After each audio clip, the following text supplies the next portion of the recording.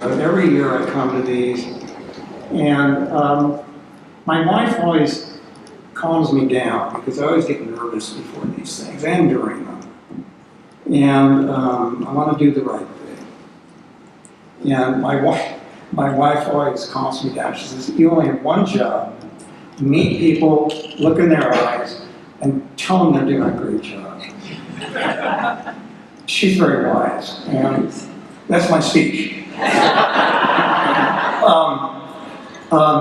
As we leave here, I want to kind of talk about the core of this. I've been working on a new book I won't go into, but some of what I'll share is some of the thinking from that book. But I want, as you leave here, I want you to take the core of this. I know so much of this is detail work. So much of this is about networking and about programs, but there's a core here. And you already have it inside yourself. It's that special place that you went when you were kids. That place in nature. Maybe it was in the woods, or the beach, or an alley behind where you lived, or the back stoop of your house, like Juan, where his mother broke it up to plant chilies, and then one day Juan brought her a chili that he had chili planting he'd grown in an eco club, which he didn't want to go to because he thought all the nerds were there. He went there and he brought her a plant home to show that he could give life to. And that was the beginning of Juan's journey.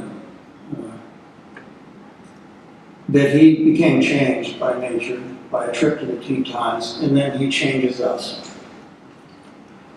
My special place, as I've always said, was the woods behind my house, where my dog and I spent hours and days, it seemed. My dog knew where I was, my parents did not. Each of you has a place that you go in your heart that is a place of nature and peace and strength, and you don't get anywhere else what you get when you go to that place in your heart that you first came to when you were a child. Even if the bulldozers finally came, the place lives in your heart. And there is no guarantee that future generations, some children will always have that place, but there's no guarantee that that will be expected and known by the number of children that you all want it to be known by. This is why you are doing sacred work.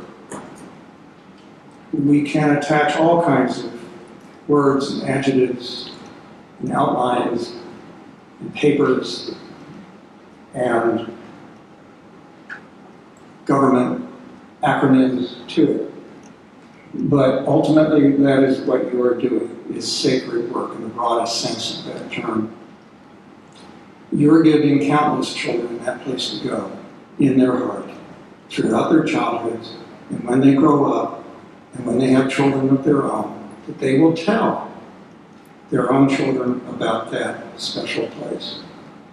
That's what you're doing. That's the essence of it. That's the prize. We have to keep our eyes on that prize. A few years ago, a woman named Madhu Narayan, I think I'm pronouncing it right, she was a Girl Scout leader in San Diego. She told me a story about a girl who saw the universe. She said, "In my first counseling job with another organization, I took children with AIDS to the mountains who had never been out of their urban neighborhoods. One night, a 9-year-old woke me up. She had to go to the bathroom. We stepped outside the tent and she looked up. She gasped and grabbed my leg. She had never seen the stars before. That night, I saw the power of nature on a child. She was a changed person. From that moment on, she saw everything, even the camouflaged lizard that everyone else skipped by. She used her senses. She was awake." Madhu's story illustrates how important seeing the stars can be to a child's perception of her or his personal universe, as well as the one beyond the earth. An experience like this is increasingly rare. In an environmental health journal a few years ago, a researcher reported, quote, When a 1994 earthquake knocked out the power in Los Angeles, many anxious residents called local emergency centers to report seeing a strange, quote, giant silvery cloud, unquote, in the dark sky. What they were really seeing for the first time was the Milky Way, long obliterated by the urban sky flood. 2/3 of the US population and more than 1/2 of the European population may have already lost the ability to see the Milky Way with the naked eye. What happens to a child who never sees the stars? I should say this is a metaphor. Some children won't see the stars, but they will see the light on an urban garden. They will see the light in the eyes of a coyote as it passes in the fog at the edge of town. Even if they never see the stars, they will see that, because you make it possible. Last year, a study was announced, which I actually announced at our last conference in Vancouver. It's called The Nature of Americans, and they reproduced the research that was done by Stephen Keller at Yale, some of the early research on this issue about American attitudes toward nature. One of the things they found was, over the last decade, public awareness, particularly among parents, associating nature experience with their children's health had skyrocketed. It had gone from 0 to 60 in a decade. What had not changed were the perception of the barriers. Parents are still scared of strangers. They are still overburdened by too many hours of work. They still feel that their kids have to be programmed in order to get into Harvard or wherever, or to get a job at all. All of the barriers that we've always talked about remain. The electronic dominance of life. We hope that they are beginning to be reduced. But we're not there yet. We have miles to go. Good news is that the association of nature experience with health has skyrocketed. Now, association of nature experience with cognitive functioning, with learning, has also gone up, but not as much as the association with health. But that's a place to start. That's not nothing. That's 10 years of awareness building, and that's why it's so important that what you're doing by moving more quickly toward action is so important. My central thesis in this alleged new book is that we live in two worlds. The first is the physical habitat of land, air, water, and flesh. The second is the habitat of the heart, a complex, seldom explored emotional and spiritual domain as it pertains to nature. Both habitats are endangered. Each depends on the other for survival. By rebuilding the bridges between these habitats, we can rediscover a source of meaning that has been lost or obscured. We can begin to heal the wounds of body, soul, and earth. Central to many indigenous belief systems, this is not a new concept, of course. The forces separating humans from nature may yet overwhelm our ability to connect with nature and with other animals, including humans, and with plants. But a counter-movement is growing, and you are the counter-movement. It includes traditional conservation that goes beyond it. We have the opportunity right now to experience greater physical, psychological, and spiritual health, and in some cases a new intimacy, even with our families and friends, because of this connection, revived connection to nature. In making that deeper connection, we can help slow or reverse the destruction of what Henry Betson called our, quote, fellow prisoners of the splendor and travail of the earth. The greatest danger is that flesh and blood, spirit and care will be subsumed. Among the most troubling developments is what some scientists now describe as a worldwide epidemic of loneliness. New research suggests that loneliness represents a greater health risk, possibly than obesity, and can be as harmful as smoking, and is fast becoming a leading cause of premature death. The authors of these studies are focused on the social disconnection of humans from each other, but there is another loneliness, which is species loneliness. Our individual sense of being alone in the universe as humans. Knowing non-human life is a cure for that, and one of the best ways to bring people together.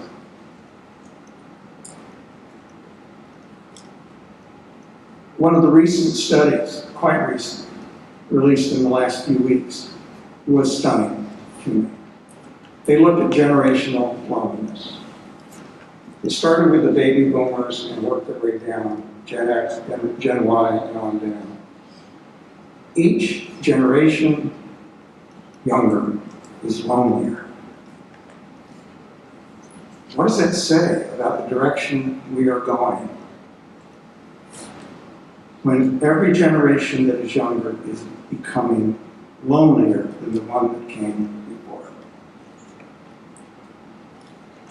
I really believe that this work, again, one of the reasons it is saving people connect to other life, including each other.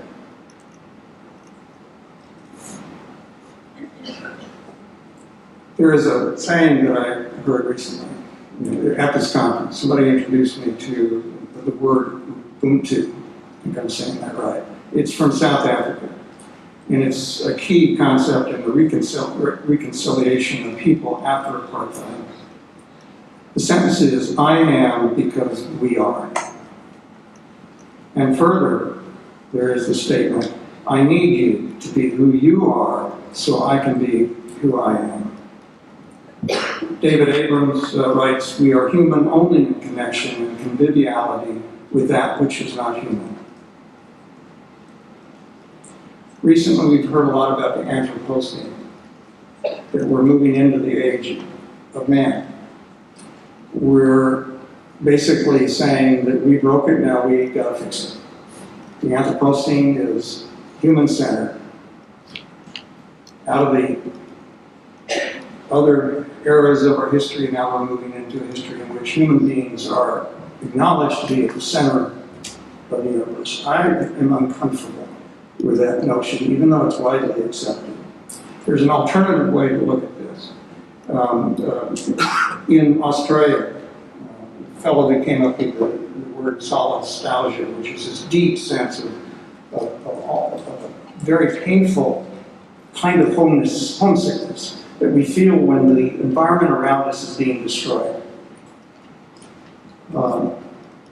And he talks about the symbiosis instead of the Anthropocene. Instead of human-centered, it's about symbiosis. It's about living with other life and beside it and not above it. Thomas Berry, the great eagle theologian, talked about something very similar to the eagle scene. E.O. Wilson has talked about the Anthropocene. And he says that that is a prescription for the age of loneliness. If we think that we are at the center of the universe and that we are not in symbiosis, but in control of the rest of life, then we are destined to deepen our species loneliness.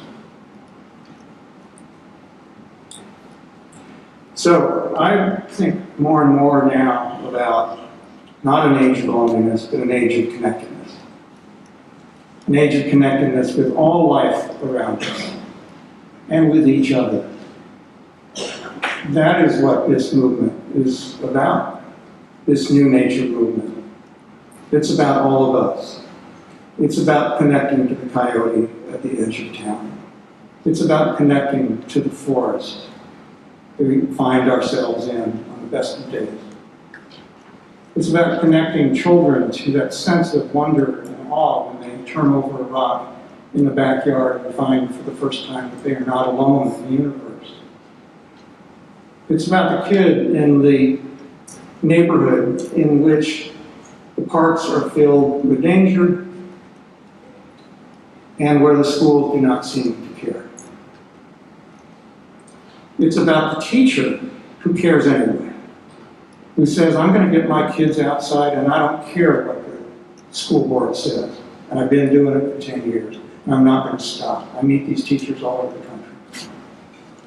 It's about the parents that are determined, even if they did not have that experience when they were kids, they want that for their children, and they get that for their children one way or another, and you help them because that is your sacred work. It's about the grandparent, my age, who knows that people my age have a special duty because we have a memory. We remember what it was like to build a fort at the edge of the woods. We remember what it was like to sit next to the creek and watch the frogs pop back up and sit there and quietly be with those frogs. We remember that. We cannot take that memory with us when we leave this earth. That is our sacred work too. That is your sacred work too, no matter how old you are. We cannot take that memory with us. So I would return to this idea of a special place in your heart. Every child, no matter what their background, no matter what their set of abilities, no matter what their race or ethnicity or neighborhood, has a human right to that place in the heart where they can go one day. That is a human right. In 2012, because of the work of Cheryl Charles and others, in part, the IUCN, the International Union for the Conservation of Nature, the biggest network in the world of conservation organizations, declared this to be a human right for children. I was really struck by one of the conversations about the medical group. And the fellow said that when you walk into a neighborhood and start talking about nature as if it's medicine, that's helpful. But not nearly as helpful as when you go into that neighborhood and talk about the healing power of nature as a human right. When you do that, the community organizers are on your side. It's about something more than medicine. This is a human right, it is a sacred right, and your work in making sure that that is perceived as a sacred right, because only when it is perceived as a human right will it be fully taken seriously. Only then. That is your sacred work as well. And I thank you with my heart for everything that you're doing and all that you're going to do. And it doesn't matter if we don't get every kid. But thousands of children will be touched because of your sacred work. Next.